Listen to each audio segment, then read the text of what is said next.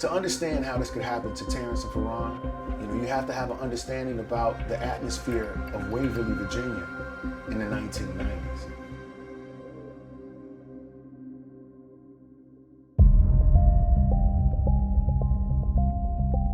Waverly presented the image of a quiet, little, quaint town.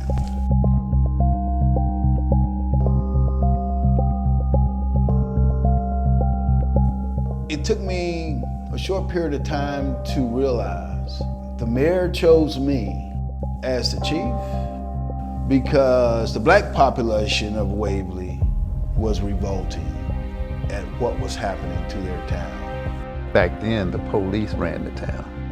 The black population was actually afraid of them. When I got to Waverly, all my officers were white.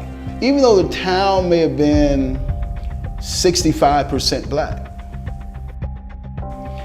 One of the first things I did when I got there, I pulled the biggest file I could find. They had photographs of everybody who'd been arrested. All the faces were black. Only black people were being targeted. Before Stirrup came to be police chief in Waverly, they were racially biased. It was a town that was locked in time. I thought I could do something about that. As it wound up, I couldn't.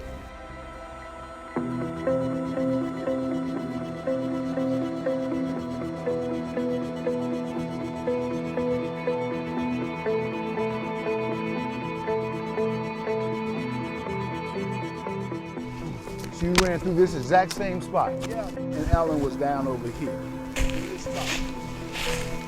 So he was down here? He's down here. I know what information was coming in back real time, 20 years ago.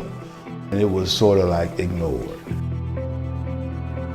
What I see is a narrative was created and people were just thrown in it.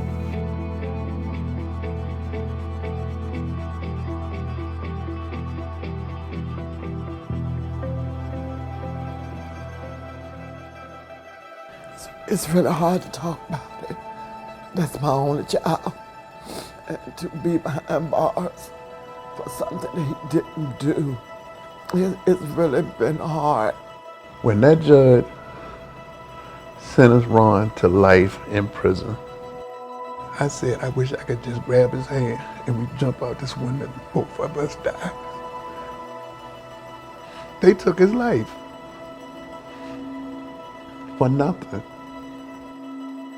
Despite there being no evidence at all to suggest that Terrence and Feron had any involvement in this case, the authorities investigating the case were determined to place the noose of injustice on the necks of Terrence and Feron.